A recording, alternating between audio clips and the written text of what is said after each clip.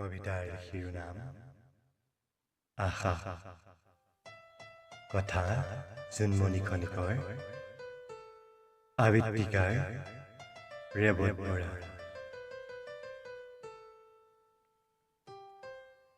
তুমি সিদিনা নাহিলা মন্দিৰৰ দুৱাৰ দলি সতৃষ্ণ নয়নেৰে বাট চাই আছিলো তুমি আহিবা বুলি, তোমাৰ স্পৰ্শ পাম বুলি ভাবিছিলো।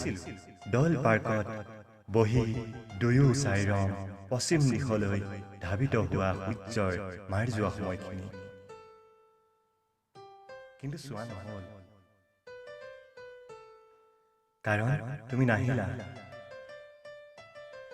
ক্ৰমবৰ্ধমান সময়ৰ প্ৰেক্ষাপটত অকলশৰীয়াভাৱে এখোজ দুখোজকৈ মন্দিৰৰ খটখটিৰ পৰা নামিছিলো। মাথো একেথৰে চাইছিলো তুমি আহিবা বুলি জনশূন্য বাটলৈ। এবাৰ তোমাক দেখা পাম বুলি আশাৰে বাট চাই ৰলো, কিন্তু তুমি নাহিলা।